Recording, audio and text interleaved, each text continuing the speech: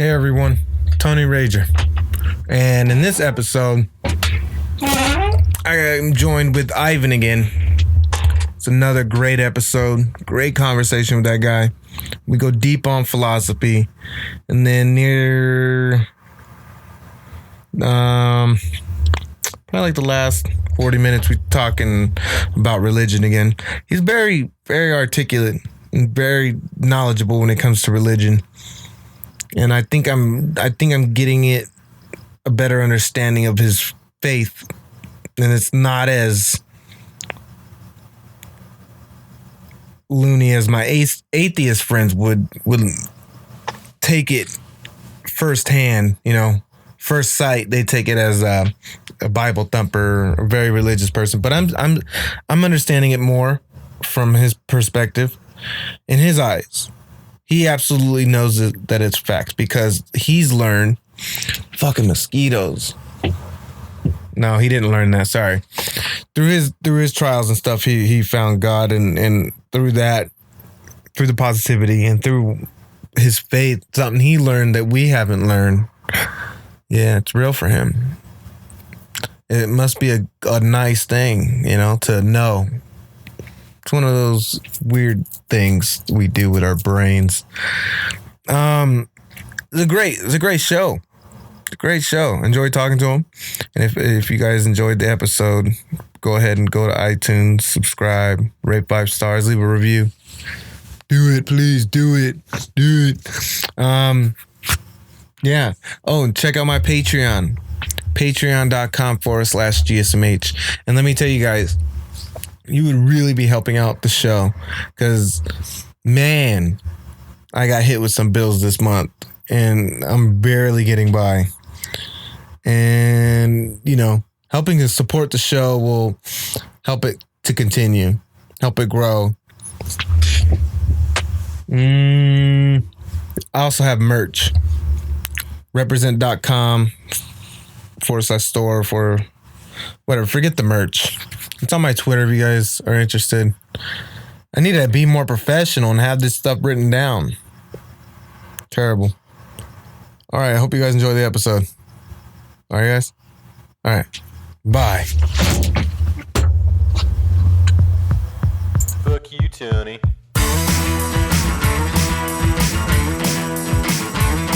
Got a group of failures and they're all my friends. Got a group of drinks and the bottles never end. And the night's gotta rock, gotta roll, and they gotta do fun. In the heart of no morals, babe, well, you're gonna get stuck.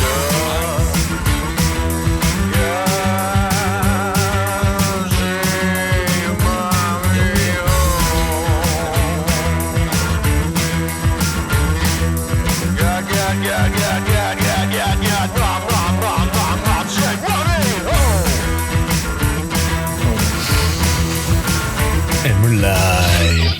What's up? So you already got it started? Yeah. Okay. Yeah. Thank you guys for tuning in again to Joint Gnarcissism. It is me, Tony, motherfucking Rager. And with me tonight, I'm gonna grab the headphones. With me tonight, I got Ivan. What's up, everyone?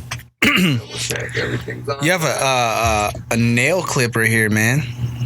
Is that there it for? is. Do you get a lot of like guests that have bad hygiene, bad nail hygiene? No, that's just me. I don't really have a lot of guests. Oh, okay. Like in the show, I really don't have a lot. I do most of them over Skype. Oh, No, that's okay. for me. I spend a lot of time up here. As you can see, the room is a mess, but it's not a mess, No, it's like a beautiful mess. right? It's like I know where everything's at.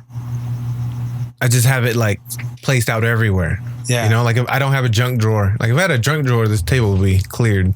Or if I was organized, I'm not organized at all. Yeah, this room has the vibe of this is like they would have probably filmed that 70s show in here. Right? You know Yeah. how they had their sessions and stuff when they Yeah. would kind of get together. Well, and they had the basement. Yeah, that was there. Then this is basically an attic. Right. So the opposite, Yeah. but it has that look. There's a bunch of scenery It's got here the from wood like panel. the 70s and the Gang 60s. of 70s, 60 posters.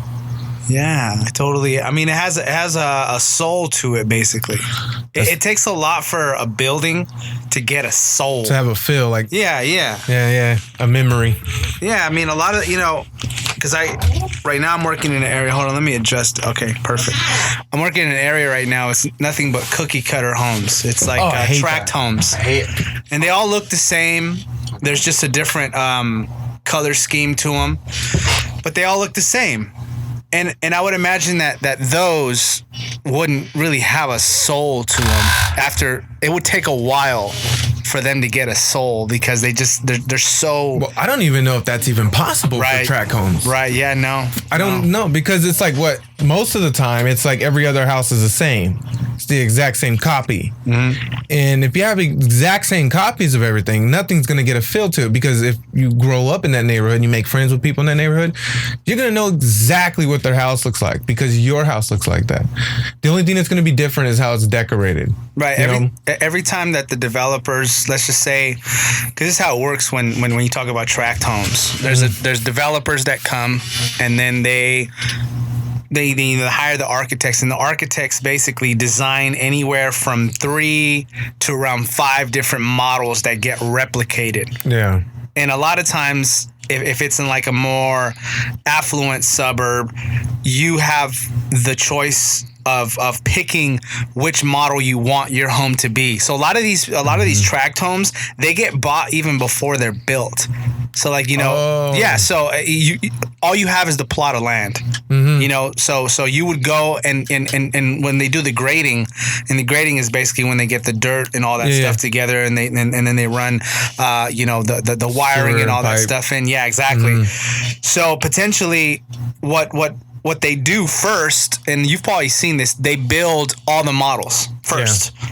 And then they begin to sell plots of land. So you just come and you visit the models and they're all furnished, and you see which one you like. And then you say, this is the one I want to be mine. I didn't really realize that. Yeah, that's how they do it. That's that middle part that I never recognized because I always noticed the model home would pop up and then all the house would be built and then all fucking month later it's all a bunch of people living there already. Right. Yeah, for sure. So like I said, they have 5 models. And then from there, if you look around, a lot of times it's just empty plots of land. Yeah. And maybe they have walls, in between them, depending on how it is.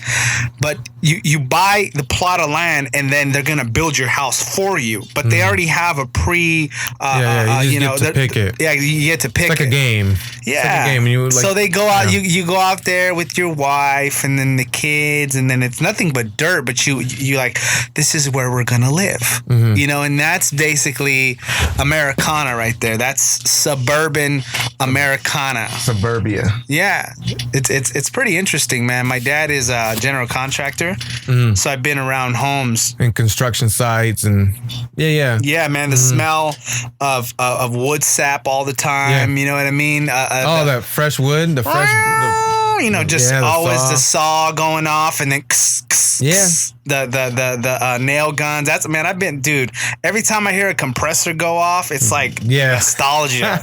You know what I mean? Some people get nostalgia from like smelling tortillas or something like. For me, Certain it's like things. it's like a compressor. Yeah. Nostalgia is one of those weird things where it's triggered by a sense. That's a really strange thing. It is. It's a really strange phenomenon. Right. Being like, whoa, like music sometimes will literally take you back in time because it takes you, because the way our brains learn music is so intricate. So when like say we get out of a genre and we grow up more and we start listening to different music, but maybe someone's like, oh, check out, do you remember fucking I don't know, System of a Down, Toxicity? You know what I mean? Dude, that was like my favorite band. Linkin Park, dude, in the end. Like that was my middle school. Right. You know what I mean? And that just takes me right back to middle school. Even the old school love songs, like Ja Rule and J-Lo, that song. Right. What's my motherfucking name? Right. Yeah, that one. Yeah, I remember all that Yeah, stuff. that takes me back to good times. It's I liken the brain to like it's kind of like a record. Yeah. and depending on what groove The needle's on. the needle's on, it's going to make a specific sound. Mm-hmm. So our brain over the years accumulates grooves, and every time, whether it's a scent or whether it's a song, that's the needle, and then it touches that groove, and then all of a sudden we're back there. Smells, especially, man. I mean, there was you know, and this is from, you know, now I'm talking about my personal life here. I don't want to put that all out there, but there's, you know, my man, it's weird because I don't even know what to call her anymore. Like my ex-wife, my wife, because we're not technically like divorced or whatever. Yeah, my ex-wife. Just call your ex-wife. Yeah. Start normalizing it, you know? Dude, it's weird, bro. It's surreal. It really is. It's creepy at the same time. It's a weird thing. I mean, I've been divorced. Yeah, I've been through the whole thing. Like it's soul crushing. Yeah, dude. It is soul crushing, and it hurts a lot. But our job is to overcome. Yeah. And you know, it took some time, but now we're like a co-parenting family. Like her and my lady hang out. Right. You know what I mean? We like a lot of the holidays, birthdays, and stuff. We all celebrated together. Yeah. It's only because I've known her for so long. Takes years to get there, though, right? Yeah, I've known her since I was 14. And we were like, you know, high school sweetheart, off and on. And then, you know, my daughter, and then we got together, and then we got married, and then divorced. And then it was, you know, since like 2010, I got good around the end of 2013. Right. You know what I mean? So it took me like 3 years to get over that shit. Wow. But I got over it, and I'm better for it now. Yeah. So you know, that's, man. So you and I can vibe a lot in that sense, man. That's a trip, bro. Like I said, it's crazy. Yeah. And it's kind of hard, you know, me finding what do I refer to her as? You know, I'm not gonna say her name, but you know what I mean. Say your ex. But yeah, my ex. You know, there's at times if I catch a whiff of what she wore, or maybe something similar, because I mean, you know, I know what she wore, but I'm not an expert on, like, there's people that will know exactly what you're wearing all the time. Unless I've been wearing that cologne for like years, I won't always pick up on it. But even if it's something similar, well, or there's just pheromones, we have natural smell. Yeah, that too. Like it'll take me back to certain days, and I feel like I'll be right in that you know, exact moment in time with her. You know, it's a trip, and I'm just using the example of her, right? But that we can use this for food. You know, food especially, because you were talking about. I love French fries, dude. Yeah, the senses, man. It's a trip. Like, nothing the way that makes me feel good instantly like French fries when it comes to food. Like, I know I will eat 2 half-pound bags of fucking from fucking Baker's. Baker's. Dude. Oh, okay. Oh, I love their fries. Yeah. I like how they're all, you know, they're cooked, but they're not like burnt or hard. They got some squish to it. Squish to them. That's like the homemade stuff. Yeah. So it's I think that's probably why I like it, because being poor, potatoes and bags of chicken, I would survive on that forever. So I've like cooked every type of potato you can think of. Bags of chicken? What do you mean? Frozen chicken breast from fucking Traders. Like cut up? Yeah, already cut up and ready. Okay. Like it's like a $12 bag, and it'll last me all week. You know? I don't even. Is that stuff? Okay, I've always been weary about pre-cooked and bagged meats. Well, it's not pre-cooked. It's just frozen. Flash frozen. It's frozen. Oh, yeah. But they cut everything's good to go. Everything's good to go. Okay. No, it's not the sliced up one. You're talking about the microwavable. Yeah. I used to eat those too. I didn't like it. Yeah, it ain't the same. It ain't good at all, bro. No, that stuff is not good. It's simply because it's microwave. Yeah. You can't. I've never really ate anything great out of a microwave. I've always been like, oh yeah, that's microwave. Right. It's never been like, this isn't this isn't delivery. This is DiGiorno. Right. Everything of that, when you're talking about like when you're talking about like food and like that type of food, like a lot of the stuff that I find nostalgic is crappy foods. Yeah, it really is. Like I just saw like a little commercial on the way over here on my timeline that this bakery, this donut shop was recreating like moon pies, recreating like, you know, the different Pop-Tarts that would come out, and recreating those like brownies with like the tricolor you know, dots on them. You know what I'm talking about? Like the old school stuff. Oh yeah, you're talking about like Hostess. Yeah. Like the zebra cakes and shit. Yeah, they recreate them, but as donuts. That's sick. You know, kind of like taking it back.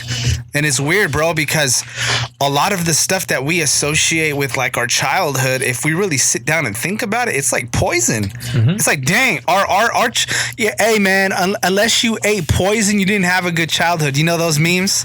Yeah. You know, like unless you ate hot Cheetos, you didn't have a childhood. It's like unless you ate crappy, processed, diseased food, you didn't have a childhood. It's like, what if I grew up Amish with like whole real milk, goat milk? You'd probably be healthy as shit. Exactly. I would have had a better childhood than all of you guys. But you'd probably be very boring. Yeah. There's that theory that Joe Rogan talks about. Everyone that like, you know, delve into philosophy and think about outside of yourself. A lot of greatness comes out of shitty upbringing. Yeah. A lot of it. Like, I think if I would have had everything that I know that I needed, I wouldn't be the guy that I am today. I don't know if that's a good or bad thing. Right. But I'm pretty sure I wouldn't be as this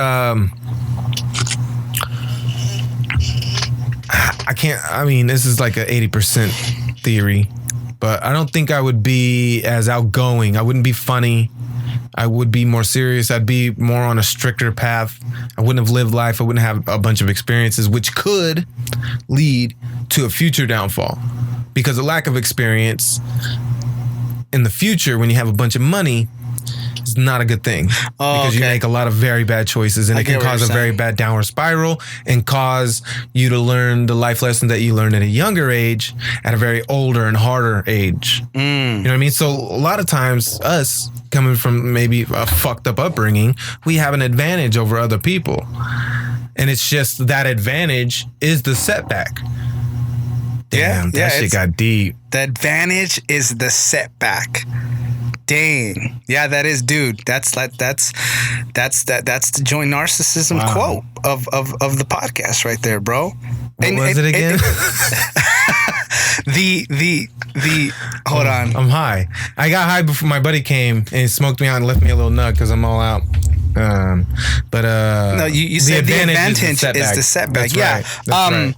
I get what you're saying. It's kind of like the whole, because I've heard this a lot, you know, especially in not just women, but women that are married early nowadays. Yeah. Like, let's just say like you're 19 and you got married to your high school sweetheart. That's my ex-wife. Yeah, and then it gets, you know, you're like in your 27, 28, and you know what? I'm going to start going out with my girlfriends because I never got to experience that because I had kids and, you know, I skipped that whole thing. And then they go and then they you know, they get buck wild because they say, it gets out of hand. So I get what you're saying, you know, it's almost like, and going back to the Amish thing, the Amish kind of have this concept of like when they let them go, you know, let them go experience, and you know if they come back, you know it's really it's a sustainable society. It's a weird way to look at things, but it's awesome, somewhat makes sense. Yeah, you know what I mean? It's the most rational thing because at the end of the day, you can't force people to live your way of life. No, you can't. Man, this is getting real. You can't. And so what they do is okay, granted, you have kids and there is a world outside of our world. Right. And we don't want people living here wondering the rest of their life if this is what they want to do. So go do everything. If you don't like it, you're welcome back. But if you do like it, you're not welcome back. Right. It makes perfect sense. It makes logical sense, you know. But it lacks what people love: excitement, thrill, wonder, chaos. We love this shit. A lot of people that live in those environments, they don't love this shit. They don't want no part of it, and that's okay.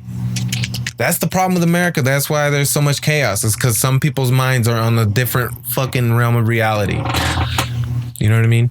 Like what do you mean?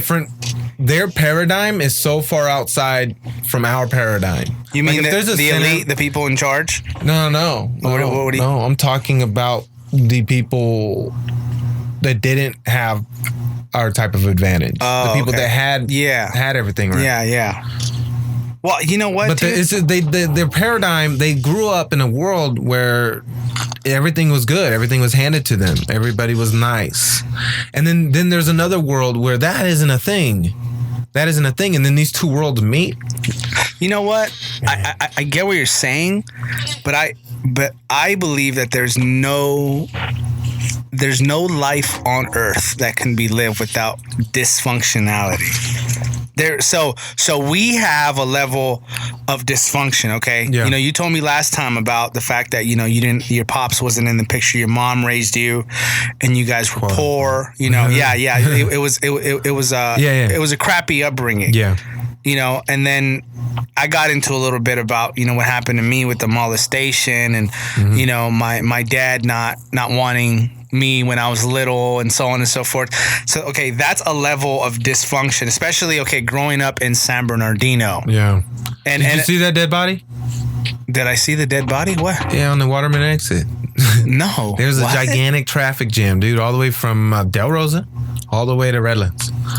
He jumped off the bridge? No, okay, so this is irony right here. Whoa. This is irony. So this guy was I wasn't ready for this, dude. No, you're not. This guy did a hit and run, and then he was running from the cops. Somehow he ended up on the Waterman on-ramp and got hit by an SUV and killed. Irony. Oh wow! So he got on the he ran into the freeway. Yeah, he was doing whatever it took to run away from the cops. Wow. Yeah, this dude was like, "Fuck this! I can't." I don't know anything about the situation, but we can make some shit up. What time why was this? he running so? Why would he risk his life to run across the freeway? What time was this? I got home around 3, so I think the traffic jam was for a while. Oh, okay, because I drove back from Temecula about like 8 o'clock. Oh, yeah, so dude, I missed it. The traffic cleared up by then. I was like, dang, man. So it was shut. The freeway was from right here, Del Rosa was shut down. That's interesting. It was shut down for hours. Wow. Everyone was getting off. Everyone was taking the streets, and the streets were fucking. I keep saying that word. I need to stop. Yeah. Well, San Bernardino's. Yeah, you probably do, man. I'm working on it. It's not a good look. I know. It's not aesthetically pleasing to the ears. Yeah. Well, you know, words and stuff They're like just that. fillers. Like, it's just a lot of people do use it as a filler. That's true. That's why I got to work on it because I don't. It's not necessary in the sentence. There's an argument to be made that those words are really. These are fillers used by people that aren't articulate. You're articulate. I believe you are, but that's why I say it's not a good look for you. Yeah. It's unnecessary. You know what I mean? People who aren't articulate don't recognize it. So yeah, well, because they're surrounded by inarticulate people. Articulation. Yeah. Well, going back to the San Bernardino thing, and the being in this environment. See, that's a level of dysfunction. Okay, there's a lot of dysfunction. Yeah, for sure, on multiple spectrums. Yeah. I mean, you talk about the poverty thing. You talk about the lack of education, the lack of drive, and then everything that comes with all of that. Yeah, that's a level. But then you have, let's just take someone that grew up in an environment where things were handed to them. Yeah. Where there was room for growth. There was opportunity presented to them. Yeah. There was all sorts of outlets and things that you can do to advance your life. And it was facilitated for you. So it wasn't anything where you had to really strive. A lot of times in those environments, man, I mean, and you wonder why there was like an opium epidemic in like Ohio or in these suburban areas. There's a lot of lack of love in those areas, you know, because it takes a lot of income that dad has to produce or mom has to produce so that you can live that life. So there's really no interpersonal relationships in a lot of those types of places. Like you could talk about the proverbial prince raised by, the servant. Or have you seen the movie The Help? Yep. Okay. The little girl in that movie, she doesn't really have a relationship with her mom. No, not at all. She has a relationship with the nanny. That's very upsetting, man, when I saw that. Right. And that's middle America, privilege. You know, What we're was so that? privileged. When was that? 1940s? Yeah, 1950s, 1940s. Yeah, so you know that's a level of that's and they grow up messed up. You know what I'm Yeah. saying? Yeah. Just like we do. Yeah. That Because it's still abuse. It's abuse to Right. the brain because we have components. Right. They need to be filled, you know?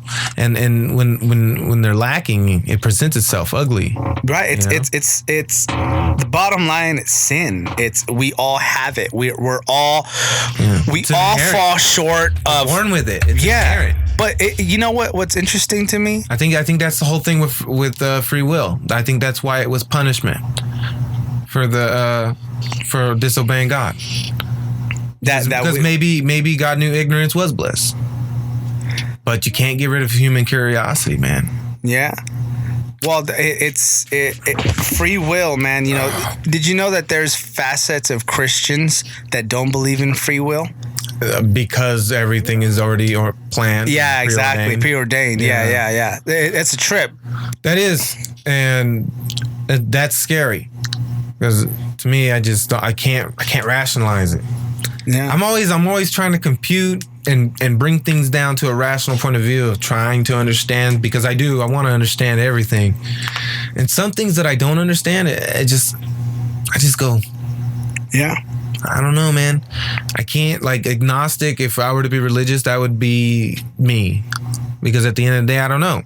But you know, I like the teachings and I want to follow that philosophy. Yeah. Type of thing. I don't know. I'm sorry, I'm ranting. What were we talking about? How did we go down this hole? No, we were talking San about. Bernardino and because we're talking about the yin and yang. different levels of dysfunction. There you go. You know, and that Different levels. that you said that the advantage is the advantage setback. is in the setback. You know, so and it is true. I guess there's a level of street smartness. There's a level of humility that it's easier attained where we're at, you know, having been born into this environment. It gets beaten into you here. And even though, see, I can't really speak on a wouldn't say level everybody, of like poverty, because I didn't really grow up like poor, essentially. Well, I did. Yeah. I grew up right across the street. Yeah. Oh, and man. then I grew up here. Yeah. So I've always, and then this isn't even mine. So I always need to remind myself that none of this is mine. It might be like coming here, you see this like, oh, cool, this dude has a house, but technically I don't. I don't technically have a house. It's just the fact that I was the closest thing to a son to him, but I'm not. You know? Well, I mean, do these people technically have a house? A lot of them are still paying it to the bank. And if the bank wanted to come at any time and take it from them, then they don't have a house anymore. And then they would come here. Yeah, well, that's what I mean. Yeah, I mean, yeah. do you pay a specific amount to live here or stay here? No, I just pay the bills. Okay. Well, So it's a very lucky situation, but the thing I have to tell myself is none of this is mine, and it's not. It could go away at any moment. Yeah. So I forgot why I went. Oh, so I've always lived in that mindset of this could go away at any moment. Like when I ran away when I was 14, I couch top sometimes every other week, couple of months. I was constantly moving, different households, different rooms, different beds, constantly. My life has been constant fucking change and chaos. So I developed this level of retarded resilience and adaptability that makes me a very valuable asset now. But the upbringing, all that chaos, led to the lack of wisdom and knowledge to make good choices. So therein I made bad choices. And now I have to live with those bad choices, which are setbacks. right. You know what I mean? Well, in a lot of ways, man, we are products of our environment, and this is why I really thank God for the internet and knowledge being dispersed in the way that it is. This is like in the 1,000 years from now. This will be called the age of information. Right. No, for sure. There's never been a time like this. You can, in a lot of ways, surround yourself by people that you would have never ever been able to surround yourself with in a digital way now. Yeah. You know, they say, show me 5 of your closest friends, average their income out, and then I'll tell you what your income is going to be in 5 years. So everything has to do with your environment. Yeah. You know, people that make more money hang around with people that make more money. Yeah. That's looking at it from a economic, business, advancement, self-development standpoint. I don't really adhere to all of that because, to be honest, I consider myself having a separate paradigm than all of that because you know, I make a specific amount, but that doesn't mean that I choose people that make that amount to be around me. Yeah. But you judge them on the bank account of their brain. But or their spirit. Exactly. But there is a wisdom in that for sure. And well, so it's like knowledge gain. Yeah. And the reason I bring this up is because we grew up here in this environment where chances of being surrounded by people that think money, advancement, business, success are slim to none. Yeah. What's more of a reality for us is to be surrounded by people whose uncles, whose aunts are all on the same, you know, welfare type of echelon that aren't getting out of it. So the cycle returns, right? Yeah. But now with the internet, you begin to see successful people. You begin to see people that are escaping that, and then you can be influenced and inspired by that. Yeah. So that's a trip. A lot of people, we don't really, you know, unless you really want to be, you don't have to stay stuck in that for sure. Yeah. And that's why it is important, man, to really get knowledge on things because a lot of times the people that are successful, they hoard the knowledge and they share it amongst themselves. IP, intellectual property. People fucking patent that shit. They patent thoughts and ideas because of money. And they don't share it with the peasants. Yeah. You know what I mean? America has shown that the peasants are the ones that make things great because we're the dreamers. We're the people on the bottom that know we have the freedom to, if we are so inclined to have a passion that is profitable in this world, and if, like you said, we witness something similar, or they might have read in a magazine or whatever. Fuck. Yeah. Well. Yeah. The average model that we're thrusted into when we go to elementary, when we graduate from high school and potentially go to college is, okay, the model citizen is this. You graduated high school with the decent GPA, and even if you didn't, we'll help you. You go into a community college or a UC or whatever, a Cal State, and you graduate, and then you go work for a big corporation. Then after that, you pay off whatever we allowed you to borrow so that way we can sign off on your intellect, and you will get a house in one of these developed lands that we talked about earlier, and you will continue to pay that house until you die. Yeah. But in all of that, you notice how the drive is never to attain wealth. It's always to be a worker bee. It's just to be a worker bee. Yeah. And if you have millions, and millions and millions and millions of worker bees, then the people up top, the true innovators, the ones truly making the capital, they're going to be richer and richer and richer. Yeah. And that's the way that the system works. And they're going to run out of ideas. Yeah. They're going to run out of ideas, and the product gets shittier, and then things fall apart. Yeah. You know, because with every new, let's say, generation of worker bees, there's gonna be some type of evolution. There's gonna be some type of advancement in them that's gonna, maybe it's a thought, right, or the epigenetics. Maybe your dad was very strong and built because he did, some hard job that required a lot of manual labor, the worker bee. But the kids saw someone else become famous at something. Let's say it's football. Right? And this guy is genetically gifted with epigenetics of a muscular person. So now he has the genetic coding that can easily unlock muscle growth. So now He's chasing his dream. But that's that one. What's that word? That's the apparition in the colony. There's very few aberrations. Aberration in the colony. It's the random. It's like an anomaly. Yeah, anomaly. There you go. That's what I was looking for. It was an anomaly in the code, right, or whatever. But within that anomaly, it doesn't mean that it's an error. It could be an evolution, something greater to help advance. I don't know why I'm talking about this. Well, I think the reason why is because we go back to the disadvantage thing and being here. You know, let's just say you grew up. God damn, good bring back. Let's just say you grow up in the hood like we have.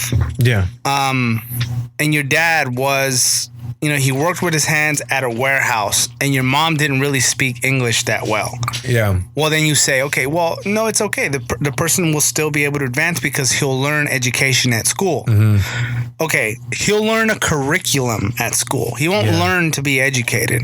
Yeah. He has to use his God-given capabilities and capacities to think himself out of that situation. It won't be taught to him in the school systems. Why do I say that? Mm-hmm. When did you ever get taught in the school systems money management? Ever? Second grade, I learned how to write a check. Okay. That was in Indiana. Do you even use checks today? No. I mean, I cash them. Cash them. Yeah. But money management. Yeah. Saving money, using money, capital, wealth. These things that are necessary if you want to not just be a worker bee, but actually own something, so that way you can pass it over to your children. Land's the most important thing in America. Real wealth, land and assets, right? Yeah. Because you cannot give your children your CEO position at a corporation. Yeah. You can't pass that over to them. You can probably pass over some of the well, it happened, you know, in the 401k that you received from that. It happened in Iron Fist. Really? Yeah. He passed down a CEO position? Yeah, he died and then his kids got the job. Oh, wow. That's interesting. Whatever, go ahead. Finish the story. But you get what I'm saying? Yeah. Like if you're like a doctor, unless you built an actual it's like the Step Brothers business. This is a house of learned doctors. No, and it's funny because he inherited his doctor status. Okay. You can't inherit that. That's why it's funny. Yeah, unless you have like a business. Then you can flower pass shop. That. Right. Yeah. But that's the thing, though. Those things don't exist anymore. No one is taught this, and it's very sad. No one's taught hard work. No, and I agree. And you know, I spend a lot of time teaching these things to my daughter, and I'm gonna do the same with my son, because same with my theory. I feel like if I give them the basic common knowledge to be able to function optimally in this world, if I pass away at any moment, then they're gonna be solid. You know, they might have a little emotional damage, but they'll most likely be successful. Most likely, because you never know what the anomaly might come around. But point being is these skills that you're talking about that aren't taught to the impoverished. I think, you know, with podcasting and all these other avenues, these things you're right, they can be taught. But I feel like they need to be taught at home. Yeah. Because a lot of times we respect the most the person who gives us the best life skills later in life. The people who really helped us, right? Not just financially or bought us things, but the people who gave us the skills to be successful. You know, like he taught me that if it can be done, then why can't I do it? And that's why I know how to do a shit ton of shit. Is because I was like, oh wow. He taught me how to change brakes, taught me to work on sprinklers, motors. I remember I got a Volkswagen. My very first car was a 1972 Volkswagen Beetle, and I had to basically do like a minor rebuild on the engine. And he goes, "Here's the stuff. Figure it out." Right? It seems like a dickhead move, but no, that's a fucking life skill. Sometimes you're gonna be in a spot where you're not gonna get any help. You're talking about the guy that handed down this home to you, right? Yeah, that's him right there in that picture with that. Right. Yeah, hey, what's up, man? Hey, chilling. But yeah, he didn't do it for me. And, you know, that stuck with me. I was like, all right, yeah, he didn't do it for me. But I did learn that I can learn on the fly. I did learn that I could figure something out by taking it apart. I would know how to put it back together again. If I, you know, it's just like this great life skill that was given to me. It was passed down that can't be taught in school. I mean, it can, but it's that life skill is based on education. So the mind map doesn't really bring it over into the real world application. You're getting into something pretty interesting. Because even though you didn't have like a dad in the picture, you did a father figure. Yeah. You know what I mean? God was looking out for you, bro. Yeah. He wasn't just gonna. I was very fortunate. Yeah, dude. I mean, not a lot of people have that, especially to have like a neighbor like him, who was like, okay, here's this kid. Yeah. I'm gonna be cool with them. I'm gonna teach him some stuff. Well, I met him because I wanted to work. Yeah. I cut his grass. I painted the house. You know, he owned another property up Del Rosa, pretty big lot. I would always go up there, cut the grass, and do other shit, make money, and then he would take us. You know, a lot of people found it very weird that an older guy was taking a lot of kids, you know, to work at his lot, and he took us to the skate park and stuff. It does seem weird, but after you know living with him for so long, I learned that he didn't have a dad. He grew up with just his mom. Yeah, just his mom and his three brothers, and I think he recognized the importance of guidance. Right. Because, you know, granted, there are some things you can't learn from women. Some things are, I mean, not every woman. Some women are different, but you can't give the type of life skills to a boy that like a dad can. Right. It's different. I see it with my son. Like, he respects me far more than he respects his mom. And it's because he loves his mom, like, unconditionally. He knows his mom is going to love him and treat him nicely. But a dad is going to be like, no, quit being a dumbass. Do what you're supposed to do. Because the way we're set up is we know that in order to get to do something, you just got to fucking do it. That got derailed a little bit. Yeah, no, you're right on point, bro. There was a teacher I knew. His name was Mr. Riesland, and he was about to adopt two of my friends, bro. Just because he would just love them that much, man. He saw their potential. Yeah, he saw their potential. Yeah. Some happened that it didn't end up going down.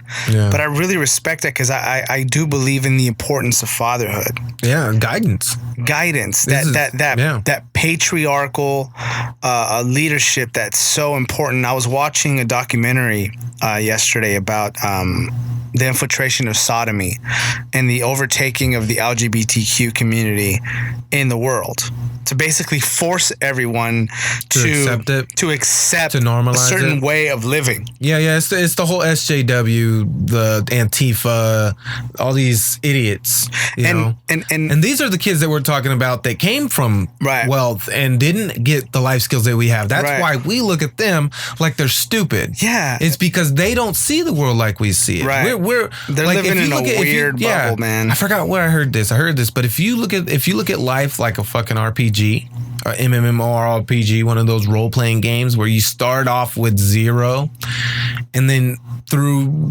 doing tasks and chores and learning or traveling and battling and winning and just figuring it out, your experience gets higher and higher and higher and higher. And we just got really good at the game because we had to face the bosses right away. You know what I mean? We skipped the levels and went straight to the bosses. Right. So now we have the experience, a higher experience than these idiots. And, they in that documentary, this guy was interviewing homosexual couples that were, you know, having children through surrogates. And, you know, they interviewed two moms, two lesbians that were raising a little boy. And they asked them, do you think that you guys, wouldn't you need a man to help you? And they're like, no, you don't need a man to help raise a child. You know, we show them love and then that's it. But then he asked them, okay, obviously one of you is more like a man than the other. They're like, yeah. And he's like, okay, which one's the man in the relationship, quote unquote? And then they said, okay, well, you guess. they told the guy that was interviewing them. And obviously it was the more feminine one was the mom. She looked more like a woman. And then the butch guy, the one that looked more like a man, was the man.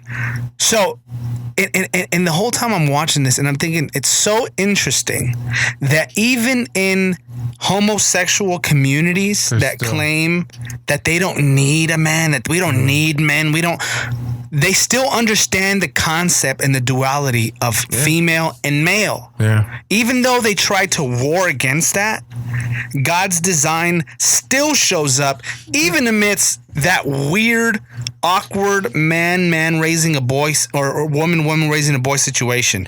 They recognize that. It's just psychological, man.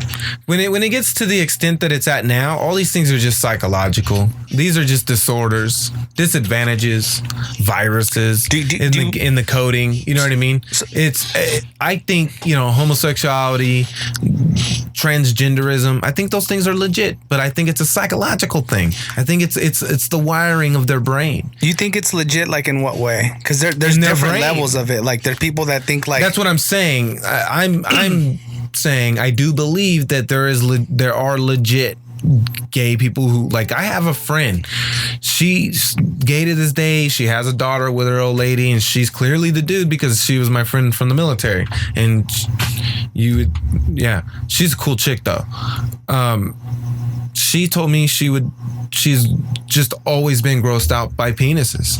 She's never had she did tell me though that if she were to have a baby that she would ask me to be the donor. So she clearly found me attractive. Right. You know what I mean? She saw that I was at the time I was more symmetrical. I didn't have this fucked up tooth. And I was, somewhat funny, and I was in shape at the time. But I'm not as old and bitter as I am now. I got aged. You weren't since then. I was so carefree and like skipping along, always smiling and happy about everything. I know. I remember you, dude. What happened to you, man? Life kicked my ass. Let yourself go, man. No, I'm just kidding. Life kicked my ass. You're good, man. You can fix that tooth, bro. I know, it's just money. Yeah, but money's my problem. It's like literally my only problem. If it's your problem, then that's your problem. I know. Right? That's crazy. Trip, right? If money's your problem, that's your problem. That's the problem of my problem. That's the second quote for the podcast.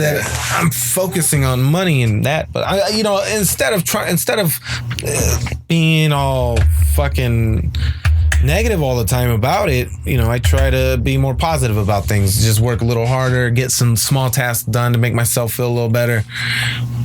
But I don't know, man. I don't know. It gets too much sometimes, but I can do it. Don't give up, man. God's good, bro. I don't give up. Yeah. Okay. Sorry. God's had his hand on you, bro. He's giving you blessings, bro. He's giving you a place to live, man. He gave you, some type of father figure, So you're good, man. I see a lot of good in your life, bro. Yeah, I can't lie. I mean? I think I'm just unsatisfied. You know what it is? It's because I've been stationary. I feel like my life has been stationary. Like there hasn't been much change.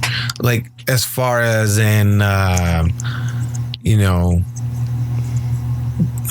growth, I guess, man,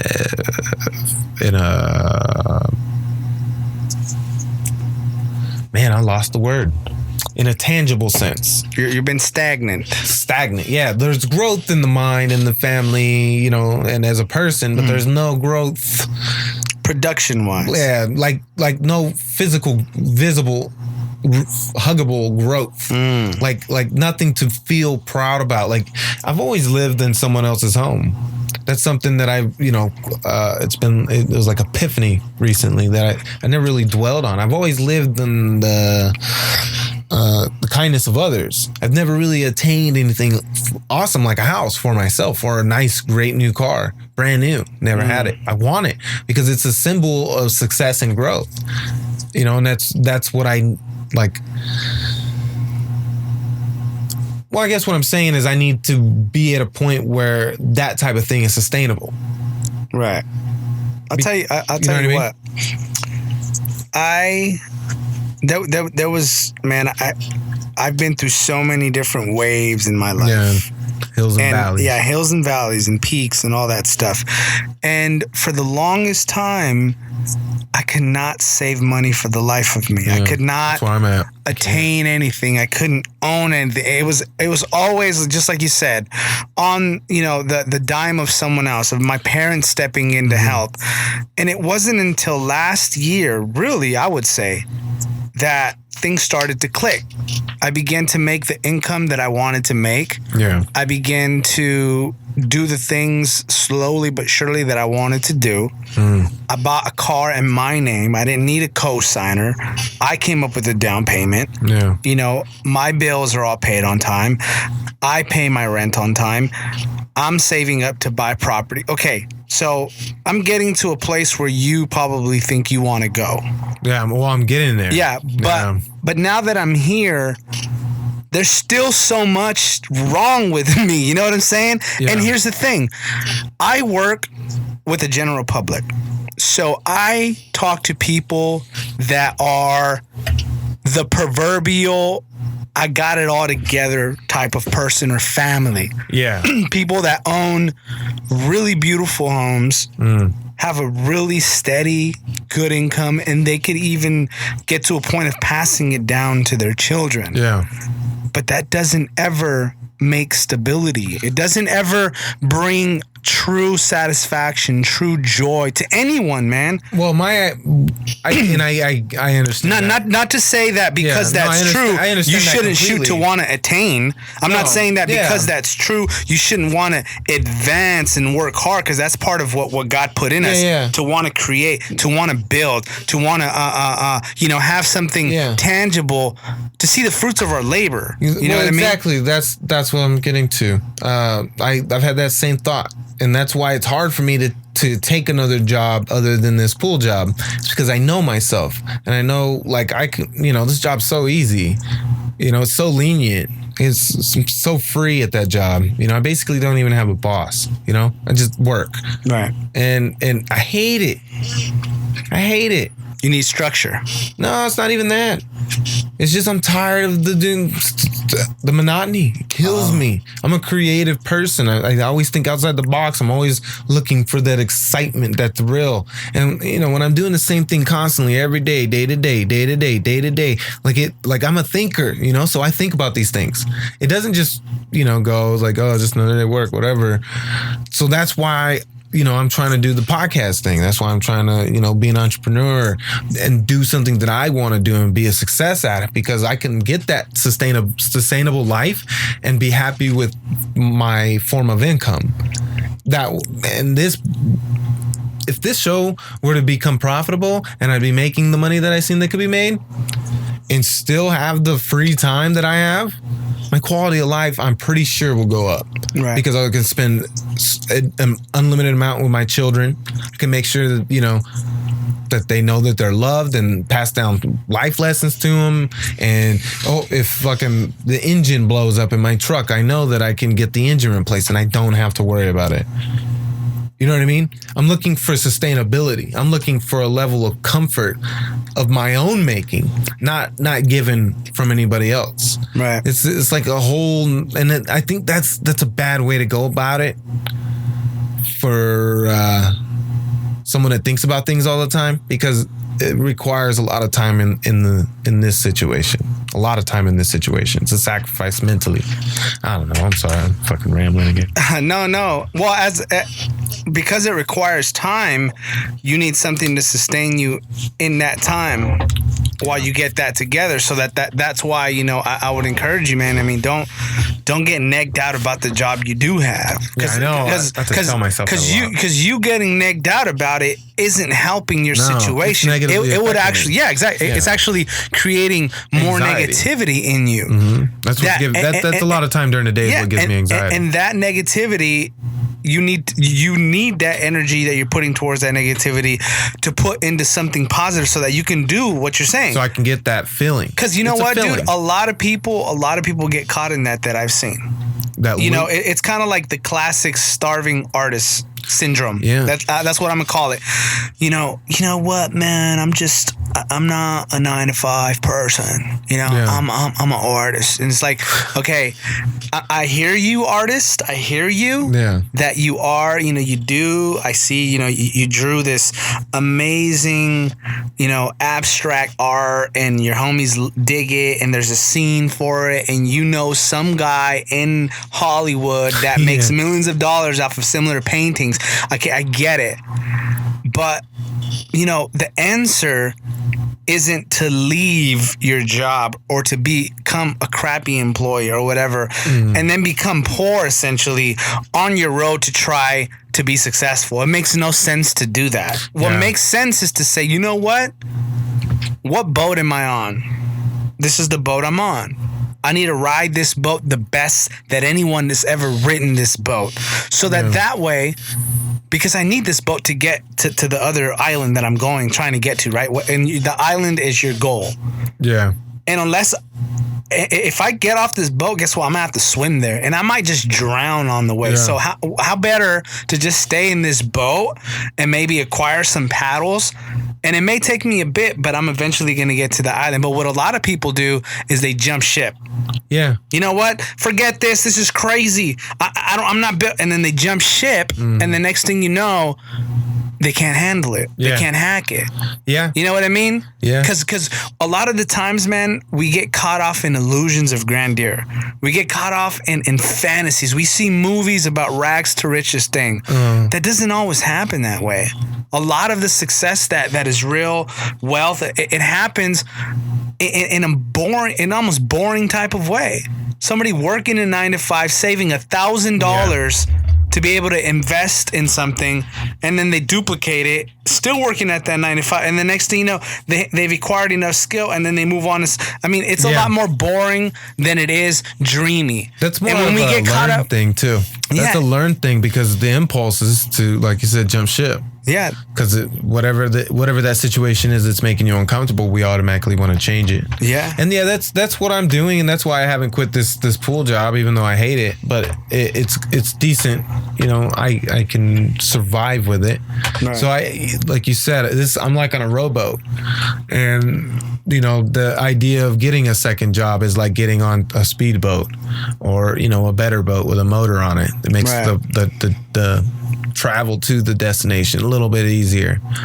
So I've been thinking on it. That's why I've been thinking about getting a different job. Cut my hair, shave my beard, took my plugs out. Yeah. It's just stuff. Hair grows. I can stretch my ears for the 5th time. Doesn't matter. And I like that analogy, the boat thing. Yeah. It's true. We need to think big, but there's steps to get there. You know what I'm saying? Yeah. You got to knock out one task a day. Yeah. One task. You just got to knock out the task. A lot of people want to tackle the whole thing all at once. Somebody told me it's easier to build from the ground up. Yeah, no, that's true. Somebody told me that the best way to create self-esteem or to add to your self-esteem is to accomplish tasks. Yeah. So a lot of the times we think about, and this is like a lot of women think this way, that their self-esteem needs to come from outside validation. Yeah. Or even we do as men, attaboys. Someone telling us that we're special, someone telling us that we're okay. Those types of catalysts for self-esteem don't work. They don't last. I mean, you may be, hey man, you're doing a real good job. Okay, that may be some type of catalyst so that you can feel good to get something done. Fine. But there's nothing like accomplishing tasks, Bo. I mean, even from the simplest thing as, you know what? And this is something I'm working on, because this is a goal of mine for the next talk about small goals. We have big goals and we have small goals. One small goal of mine, and I don't consider this a small goal, because to me it would be a big one, is to plant a garden. Oh, hell yeah. And to to have it be successful. And when I mean successful is not that I'm gonna turn into a farmer. For me, successful for me, successful is to harvest some tomatoes. Yeah. Harvest some cucumbers. Harvest some cabbage. If I can do that, oh man, dude, I would have accomplished so much because it's relative. Yeah. Relatively speaking, to me, I've always sucked at watering plants. When I used to, my parents used to go on vacation. Oh man. Make sure you. Oh dang! Yeah. And then the last minute, as if it works this way, I'm like inundating the plant with a ton of water to make up for the days that I didn't. You just kill them. Yeah, so I could probably kill him. Yeah, you know what I mean? So and even now that I'm older, I still suck at it. So I'm like, you know what, dude? If you can't as much as water a plant successfully, continuously, and always do it at the same time, what makes you think you're going to be able to do to have a big business? Man, you better be able to do that first before you get there. Jesus taught that. You know, he said, how are you going to be able to be successful in another man's business and then think you're going to be able to be successful in God's business? He said, first, be faithful in a little bit, then you will be faithful in much. And then you bring it back home. You bring that teaching back home in a practical way. That's really what it is, man.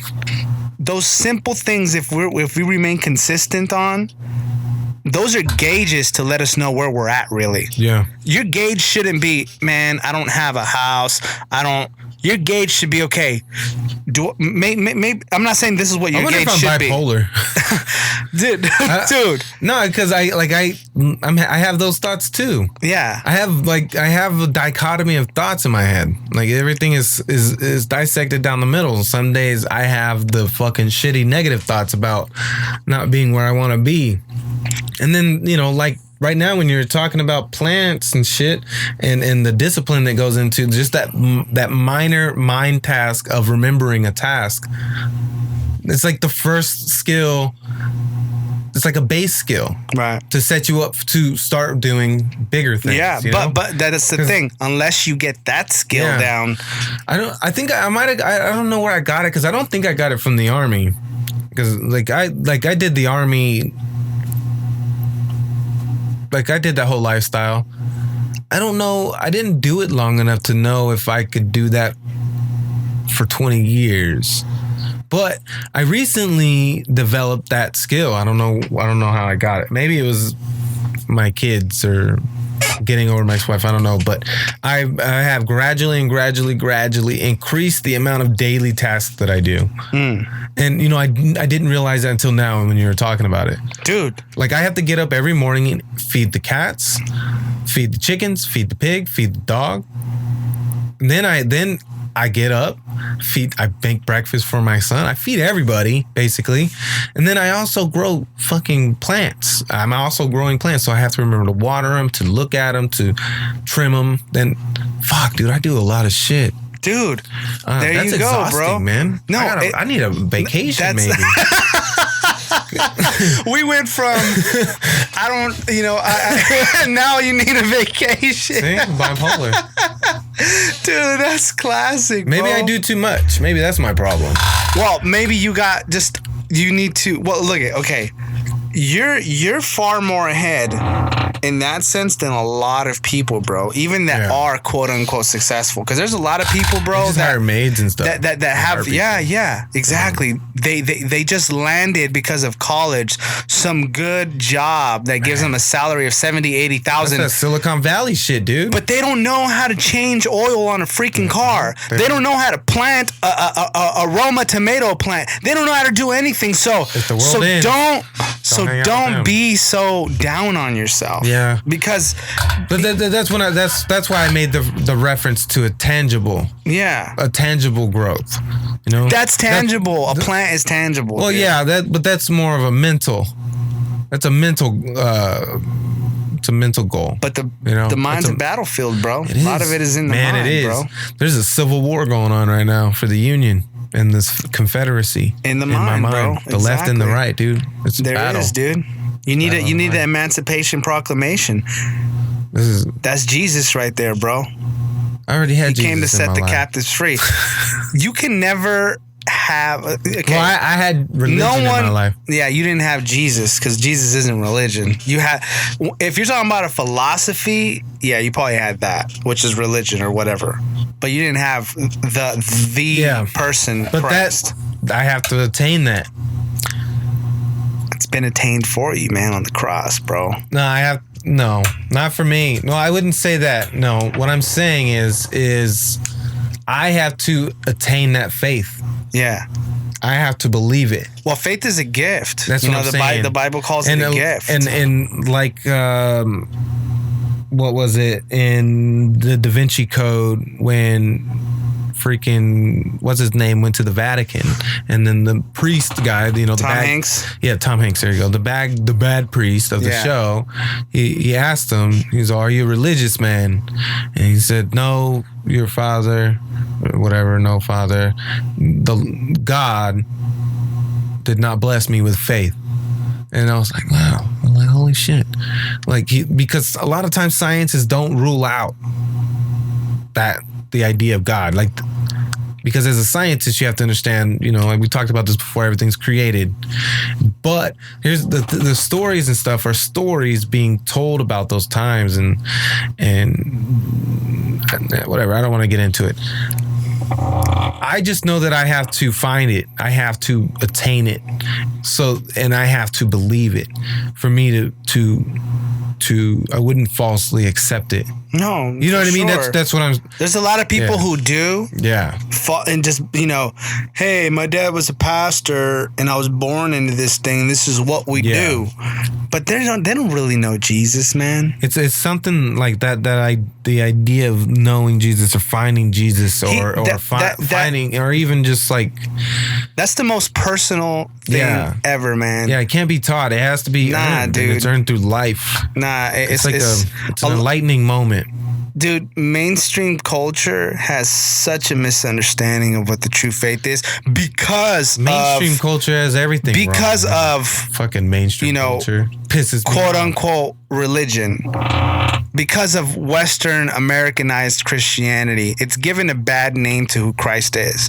But that's why with me, I bypassed all of that because I wasn't raised in it. And I just, I had a fresh, clean slate when it came to reading the Bible. So when I read it. So you had I had no preconceived notions about it. Well, I guess in a sense I did because I was raised Jehovah's Witness, but I never believed that stuff, man.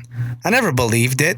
It was just kind of bad for people when they say they're Jehovah's Witnesses because they're not celebrated as an individual. You know what? I'm actually thankful that I didn't really celebrate birthdays. I'm thankful I didn't celebrate Christmas. I'm thankful. You know why? I'm bitter about that shit. No, I'm not. I'm actually thankful that was my lot in life. That, you know, when it came to what did birthdays, it give you? It gave me the ability to see things for what they are and not get involved in sensationalism. I guess you're right. You know, I got that same view on it. It's from that same thing. Like me. I think the only negative part of it is that also coincides with not being a bit big on family. You know, the only time I'm big on family is my own. Let me try to get that mosquito. Oh, fucking mosquitoes, dude. We need to disappear. We need to study their technology, bro. They disappear, bro. Oh, I missed it. They disappear. Right? I be chasing them, tech, man. I be chasing them, and right in front of my face, I don't take my eyes off, and all of a sudden they disappear. Yeah, I know. They like camouflage into anything. It's like they're clear, but they're not. Dude, I've been chasing one. Oh, that's terrible. All around, dude. That fucks me up, man. And then he just comes out of no. I'll be chilling, and there he is. Oh, come here. I freak out. Boom, he leaves. I get anxiety at night. Like, I'll make sure I'm covered up. But I'll sweat at night. You know what the secret is? Is just let them roam for like 3 days because the more you... No. the more you try to swat them, the more this They is my wear theory. themselves out? No. Oh. My theory is that they study you, and that they get smarter by every swatting attempt. Oh, okay. So you're actually making them smarter the more you try to kill them. You better kill them the first time, because the second time around you try to kill them, they're smarter already. Yeah, like this guy, he's fucking with me now. They're studying you, bro. Where did he go? See? That's what I mean, bro. Man, it's fucking me up. What were we talking about? We're talking about Fucking mosquitoes. mosquitoes. We're talking about believing it, having the experience, and then we got into the religion thing, and then we went into right before the mosquito thing. Dang, man. Right? I don't even smoke. It was all the weed I used to smoke. You're having a nostalgic memory flashback from the aroma and scent of this room. Yeah. This room smells like a fucking, I don't know. Does it smell like smoke? Does it smell like smoke to you? I get like this smoky. No. If you smell cat shit, it's because those fucking kittens. But I thought I got it. There's a fresh one over there. No. I mean, if you didn't smell it, that was irrelevant. I think Has it got an old vibe to it? Like it's got an old vibe. Smell? It doesn't have a bad smell. It just kind of has like it has a smell to it though. Like it's a signature smell. You'll know that smell. It's kind of like a hotel room, but where smoking's allowed? not as intense. Okay, I'll say 10%. It's like a subtle aroma of smoke. Okay, I get that. It's like a 10% old Motel 6. And I think that's a lot because of the bong water. Right. They give off that smell. Oh, okay. Yeah, because they catch the smoke. It kind of filters out that nastiness. I don't even know if that's true. I don't even know why I'm saying that. Yeah, I don't know, man. You smoke a lot of weed, bro. I know. I'm gonna start toning it down because I can smoke it, but I don't want to because it's like that's like living on the streets weed. You know what I mean? That's like really, really not quality. That's like the type stress. Yeah. Well, no, it's better than stress. But I'm talking about it's got spider webs on it and shit. Oh, snap! And the buds aren't fully developed because of fucking that was during the big heavy rains and the wind just fucking knocked because they were heavy branches. Right. Just broke it right off. Dang, dude. I sometimes, man, I would have thought that because even after I stopped smoking weed, there were still some dark days ahead of me as far as, reminiscing on my relationship and all that stuff. And when the going gets hard, I was like, dude, you're really going to have a hard time not going back to weed. Yeah, because it numbs it. But I haven't. Yeah. I haven't. Well, because you found God. I mean, you found Jesus. That's a void that you filled. Well, that's why God-shaped mommy hole. It's the same. But here's the thing. I'm not the only one who has that void. No, we all have it. You know what I mean? That's the point of GSMH. Yeah. Is we all have a God-shaped mommy hole. All of us have this giant hole that we just fill with shit. Yeah, exactly. To make us feel content. Like anytime I get a stressful thought or something pisses me off, I go to the weed to get rid of those negative feelings. You heard the story about Jesus and the Samaritan woman at the well? No. So that sounds familiar, but I'm not gonna say yes. Yeah, well, there's a story in the Gospels, and this is a trip, dude, because I never realized this, but the Bible is the most allegorical, metaphorical, but at the same time literal. Literal situations, God wrote them in there to also be allegories. You know what an allegory is, right? Yeah. To also be metaphor, but they're literal. But they're both. It's it's the most intricate story writing ever. It's like Murphy's Law? Dude, it's deeper than Murphy's Law, bro. Like, okay, Jesus he sees this woman at a well, and she's a Samaritan woman. And the Samaritans at that time, they didn't really fellowship with the Jews because the Samaritans came, they were like the Jews' cousins. They were still related, but when the northern and southern kingdoms split, like hundreds and hundreds of years before that, the Jews went one way and the rest of the children of Israel from different tribes, like Levi, went another way. And he was like, fuck that shit. Yeah, so they basically had this family feud going on, and those people that went the other way, other than the tribe of Judah, which is what Jews mean, that means that they came from the tribe of Judah, they became known as the Samaritans. Oh, that's okay. And they became known kind of like a second-class citizens. It makes more sense why people hate Jews even more now. Yeah. Well, it's been happening since then. Yeah. But the Samaritans were like a second-class citizen to the Jews. Oh, you came from the people that went after the false king. We stayed with the real religion, with the real faith. You guys are over there. You guys worshipped falsely. So it was this beef that they had. Yeah. So every time a Samaritan would come around a Jew, it was like they were beneath you. So Jesus did something so revolutionary at that time. First of all, he was talking to a woman alone, which was not... that makes sense back in those days. Yeah, back in the day, it was like, don't address a woman. People, if they didn't know history, that wouldn't have been a thing. Like, okay. Yeah. What is this? What is this? So what? That's why, a lot of people, you're a Bible thumper. It's like, dude, you don't understand the amount of history that you need to know and ascertain for you to really, if you really want to understand the Bible. So to call someone a Bible thumper as if it's like a derogatory term is the stupidest thing you can do. Sometimes. I mean, there are people that are... The majority. Well, there are people that throw the Bible around in verses in a very elementary way. Yeah. And I mean, God bless their soul. Catalog for certain situations. Yeah, God bless their soul, right? But when you break down true scholastic academia in the Bible, dude, it would take you years to fully understand because you need to immerse yourself in the history of those people at that time. There's people that study this for all their life and still don't come out on the other side fully knowing it. But anyway, so the history of it... Because we can't really know anything that happened back in those days. We can't really fully know. All we can do is read. But you can get a really good idea. And paint a picture. I'm breaking down the history of the way that they looked at the Samaritans back then. So this woman, for Jesus to go by himself to go speak to her was a big thing. Yeah. Everyone, dude, what is he doing? He's breaking protocol. He's going against the status quo here. He thinks he's better than us? What? So he goes to her and he sees that she comes up to the well and then she's pitching water. So they're having this subtle conversation and he begins to talk to her about water and life. Okay. And she looks at him and she's like, what are you doing at this well? You don't even have anything to pitch water with. And then he tells her, you come to this well because you're thirsty, right? Obviously. You have something to pitch water with and you're going to go down and drink because you're thirsty. You're thirsty. You're looking for something. Your soul needs nourishment. Your body needs nourishment. But I tell you that I am the water of life. Those that drink of me will never thirst again. Man. So it's like, okay, dude, what? Somebody said that today, I'd slap him. Right. Like, she must have looked at him like, what the fuck? What in the world are you talking about? Yeah.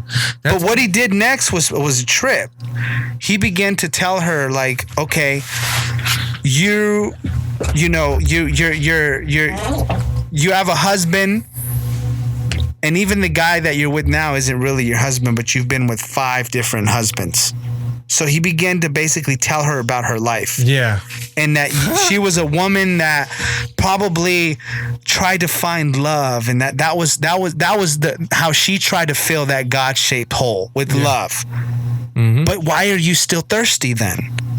If you would have thought by now, ma'am, that on your 5th relationship you would already be fulfilled, but obviously you're not. Was that a thing back then? It was and it wasn't. It wasn't and the reason why she probably had 5 different husbands, it wasn't probably so much her fault. No. Because back then, these dudes were divorcing their wives for the stupidest things. Oh, and they would sell them, wouldn't they? Well, they would just be like, I'm done with you, and write her a bill of divorcement, and that was that. Kind of like it is today. Yeah. Actually, it's not no different today. Exactly how it is. And Jesus rebuked that. He told him that marriage was supposed to be a one-time thing. You know what I mean? But going back to that metaphor, dude, we're looking for water in all the wrong places. The well is really a metaphor for whatever it is that you try to fill your soul and your spirit with. Yeah. The well could be your job. The well can be success. The well can be drugs. The well can be sex. The well can be whatever. Yeah. But Jesus is saying, look, if you get because water, what is water? Water is the sustenance for life, basically. Mm-hmm. They say that if they find water elsewhere in another planet, they know that there's life. They found multiple planets now, 7. But that's that's the gauge to know whether there's life there or not. Because if there's water, there's got to be life. Well, that's not 100% true. That statement only is relevant to life like us. Carbon-based. Okay. Because they have found sulfur-based life forms on volcanic. Then they don't need water. They don't need like their atmosphere, their makeup, everything, the requirements to live. We would die. Yeah, well, who the hell knows if that's even true or not? I don't know. No, it is. No, I'm saying whether they're finding, dude, I don't know what's going on, dude. But anyway, back to reality. No. Back to reality and what we know and what we can see and what we can taste and what we can touch. Because that's more, to me, that's more practical and relevant to my life than freaking, whatever other, outer space. Same thing could be said about God. What do you mean? I can't see it, taste it. I haven't felt it. No, that's true. I get what you're saying for sure. But the metaphor is that, we begin to try to get sustenance and life from things that don't give us sustenance in life. Yeah, we're thirsty. We're on a constant search. We're thirsty. Mm-hmm. And that's what Christ said, like, I am the water of life. If you drink of this, you will never thirst again. Yeah, so there's a promise in that you will, not that you, see, because here's the thing too, that you got to understand. A lot of people try to sell the faith as if it's some cure-all. Yeah. Come to Jesus and you will get no. Yeah. Your life might get worse if you come to Christ. Your life might get harder. You might lose more people. Mm-hmm. But at least you know the truth. That's kind of how he painted it. It was like a soldier type mentality thing. Like, hey, follow me. Because at that time, following Christ equated like, hey, you might be put to death for this because you basically are telling Cesar that he's not God and that he's not the king that Christ is now. So you're probably going to get killed for it. Same thing in other countries. Following Christ today equates death. ISIS is murdering tons of Christians over there just because they're Christian. I never thought about Jesus being around Cesar. Yeah. I never thought about that. During his time, every so often you would walk, there was milestones, they called them. There was basically these stones to remind you that Caesar is the king. Oh. All over, bro. It's one of the first propagandas. Yeah. Brainwashing communist type shit. Caesar's face was on the money, too. Yeah. Why didn't I think about that? Is there any text from that time, from Greece or wherever that was? Yeah, Josephus. Check out the writings. He talks about during the time of Christ. He talks about Caesar. He talks about all. This is all archaeologically proven, man. Yeah. The Bible is airtight when it comes to history. That's why a lot of people try to, say what they say about it, bro. But they always get left in the dust. You know what? Because it's so accurate. I think a lot of times the problem is people don't take apart the words or the sentence. Right. The actual meaning of the sentence. They take it literal. Sort of like how people, politics, they take words literal. You say something as an allegory, a metaphor, or as a joke, it's taken like this guy literally believes this. And I think it's important for people to start breaking things down and trying to understand the base of it. Because it's easier to take in than taking in random mystical shit.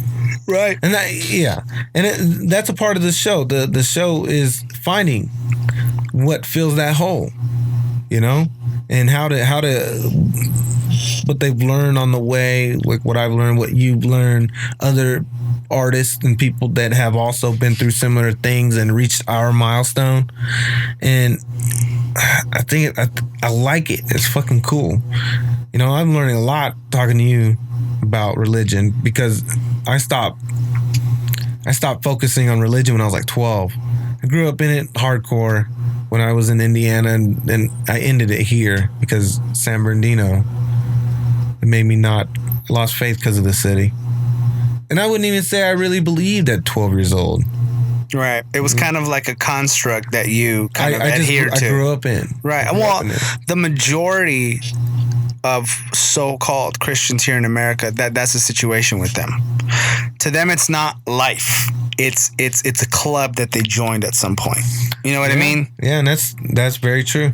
And I mean, that's my experience, and I'm a follower of Christ. When I go to these churches, they don't truly know Christ. They just go to church. It's their community. Because when I sit down and talk to them, they're talking about everything but Christ. They're talking about the world. They're talking about this and that, this and that. They don't talk about life in heaven. They don't talk about this ethereal, this life that transcends the monotony that we live today. And that, to me, is the most beautiful thing about my faith in Christ, is that it supersedes and it transcends the monotony here on earth. So when I look at situations like war, when I look at situations like relationships, there's something more deep to them that gives them almost like a zest that means a lot much more to me. So that way, when I do, in fact, have to go through suffering, because suffering is a very quintessential part of life. Biggest fear.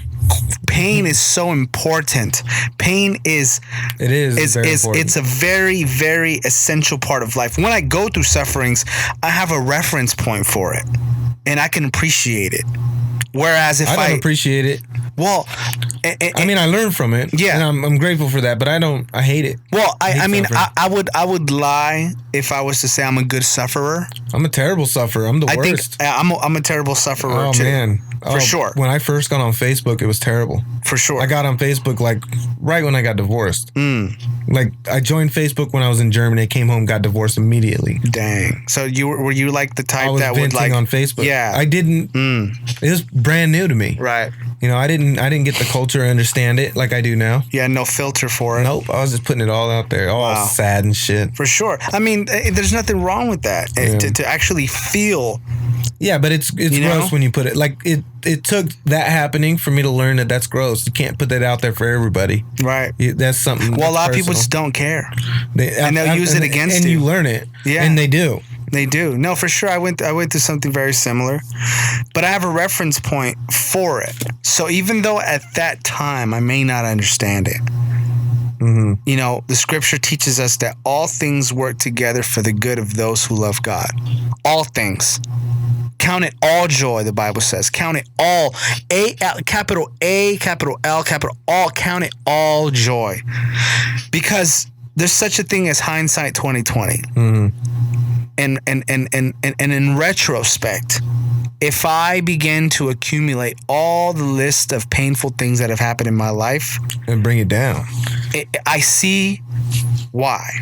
And the why is one of the most important things that a human could ever understand, is the why. Or even remembering it. Yeah. Knowing it and always retelling yourself and always reminding yourself about it, because it's a base, right? And it's a foundation, and like you said, it's important to see everything that happens is joy in this. All of it is because you understand that some fucked up shit can happen. You can go through a hard time, but almost always it always gets better, and a lot of times something good happens after. Right. But we don't see it, like you said, hindsight 2020. A lot of times, you know, I guarantee I wouldn't. I mean, I can't say I guarantee you, but never mind. I'm not even gonna say it. I was gonna say something about marriage, but never mind.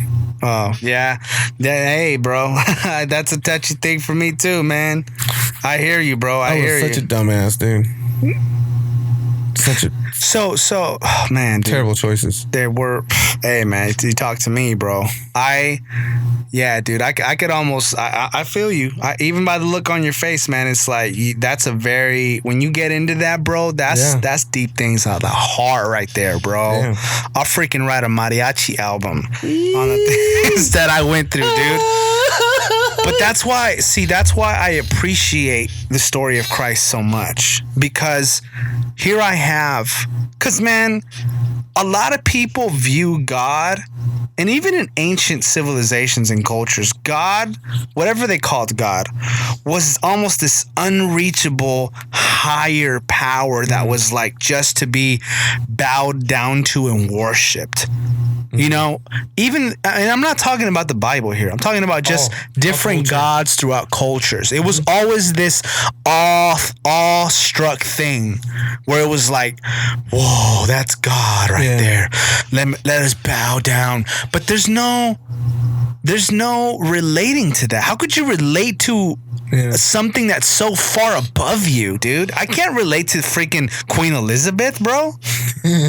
She sits on a golden throne. What is there to relate to in that? I can't relate to these. I want to be her. Yeah, dude, who would? Because there's nothing to relate to there. But that's why the story of Christ is so beautiful to me, because he came as a peasant. He came as a construction builder. He came, instead of coming on this beautiful white steed, Arabic stallion, he came on a donkey. Instead of coming in like the likeness of this tall Caucasian Game of Thrones style king, to one king to rule them all or whatever, he came as a lowly man who was poor, didn't have much, and then he suffered and he died, and at the same time he was God. That's mind-blowing, to have a God you can relate to. So you're no longer this thing, the universe. Who the hell can relate to the universe? What is the universe? Us. Yeah, that makes no sense to me, though. It doesn't resonate with my inner yearnings and my longings as a human being, because as human beings, we want relationship. Oh, yeah. We want tangibility. We want social. That's how we were created. So when I see the story and the narrative of Christ, it encompasses all human longings and yearnings into one story. Let's just say the story of Christ isn't true. Mm-hmm. Okay.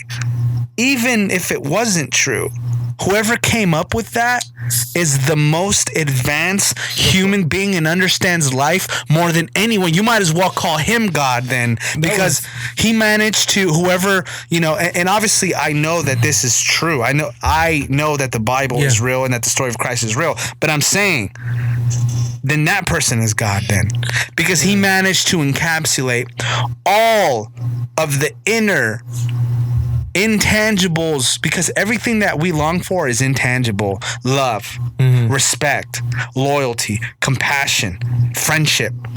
Those are not quantifiable things. Yeah. And those are the most important things to us. This is why a person that is rich and has millions and millions of dollars will still cry himself to sleep in his hotel room. Because really, all those things one day will be gone, but the things that are not weighable, that's really what his soul desires. And the story of Christ encapsulates all of them. That's why I know it's divine. That's why I know it's not just a freaking myth. It's the truest story and the truest narrative ever concocted for humans. That's why 2,000 years later, man, a lot of kings and governors and people that tried to persecute the Christians would say, this is just going to die off. This is another cult. Why is it still around? Why are they still killing people because of it? It's still going strong. Something about it. Well, yeah, like you said, it's the greatest story ever told. It's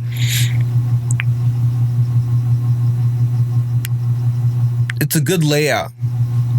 You know what I mean? It's a good book to read if you need guidance, because there's stories in there that are relatable. Like you said, it's all encompassing. It covers every topic. And wisdom can be gained from just reading a story. And even if, like you said, even if it isn't real, I've had thoughts on it. They have some evidence to show that there was far more advanced civilizations 12,000 years ago when the last ice age happened, and it could happen to us too. We can get wiped out. But I have a theory that maybe some people were left over, some deep thinkers, some people that were ready. They were like, you know what? We got to restart shit. We need the rules. I don't know. These are just thoughts. Right. You know what I mean? I don't fucking know shit. Yeah. But what I do know is there is something, and we are all connected for sure. Because for me to even have thoughts like this, like that's pure imagination. That's magic. Even if I made it up right now, you know. But what if it's some kind of weird fucking connectivity? It's this one consciousness that we get information from each other like that. Like what I learned, and if I die, but since I learned it, the species will have the information forever. So then that's like God. Sort of like gravity's God. Gravity keeps everything together. Without gravity, we would have nothing. I think these are all things that teach us about God. Yeah, they're all things that because something's important. Yeah, if we never had a reference point, for instance, for a father, or leadership, or relationship, or beauty, then we wouldn't really be able to understand God. You know what I mean? It's the simple fact that we understand it. Yeah, so instead of these things being themselves God, they teach us about God, because we're everything's a creation. For thousands and thousands of years, the main method of teaching was what? Storytelling. Storytelling. It was the very first form of communication. So we, at the end of the day, learn off of story. Yeah, everything's story. Every single human being on earth tells stories. Tells and loves story. Why do you think we love movies? Why do you think we love shows? Podcasts. Tell us a story. Give me a story. Yeah. So, because that's true, every person on earth has a narrative about life. Oh, well, I freaking think that you just live and you die. That's a story. You're telling a story there. Mm-hmm. You're telling me that the story of life is you live and you die. That's the story of life. That's a story. It's a narrative, right? You feel that? No. There's an earthquake right now. Oh, it was? Nah, it's a trip. You don't feel it at all? No, I didn't feel anything, bro. It's probably because you're on that crate. Yeah, I think it was an earthquake right now. I'm pretty sure we'll see it on Facebook and right probably, now. Oh my gosh, earthquake! But everyone has a narrative, man. Yeah, everyone has the atheist, the materialist. The narrative is freaking primordial slime, Big Bang, This is so the process of life is meaningless. Yeah. So do you realize when they say that, they're telling you a story. They're regurgitating a story, whether it's based on fact or their own research, their own studies, or something they learned in a podcast. It's still a narrative. Mm-hmm. Every single person on earth has one, bro. From the most uneducated to the educated person. Yeah. Yeah. Ancient tribes, the narrative is this. The gods came down, they seeded us, blah, blah, blah, blah. L. Ron Hubbard has a narrative. Yeah. Everyone has a narrative. Crazy, oh my God. And to me, the Genesis story, the Christ story, is what I call the meta-narrative. It's the narrative of which all narratives fall under and try to gain pieces of, but that's the one. It's basically the archetype narrative for all other narratives, because all other narratives have a form of it in there in some way or another. You know what I mean? Yep, I understand. So and then going back to the common thread, the similarity between all of us. Yeah, at the end of the day, dude, we all have the same similar makeup. Mm-hmm. We all tick in the similar way. Yeah. We're all humans, man. Yeah, parallel thinking, right, and all that good shit. Yeah, dude. Yeah, it gets deep, man. I don't know. It does. That was a good conversation. Yeah, man. I mean, I think we're gonna end it here for sure, bro. That was good, man. We'll cover more of that later. Yeah, some other time. That's good. See, I keep wanting to talk. We should talk about aliens next time, dude. We should have talked about aliens. Well, I talked about aliens with my daughter in the episode. That's more content, man. But yeah, bro, I appreciate you having me over for the show, bro. Anytime. I was sitting up here trying to do a solo podcast, but I couldn't get myself to do it. I don't know. I need stimulus. I need to start doing more stuff, right? So I can have stories to tell. Because I don't have stories. Cause I don't do shit. There you go. Back to the storytelling. You gotta have stories, bro. You're always telling stories, bro. All right, you guys. Thank you for tuning in. Don't forget to go to iTunes, subscribe, rate 5 stars, leave a review, or subscribe on any podcasting app. I'm on all of them except Spotify. And yeah, bye.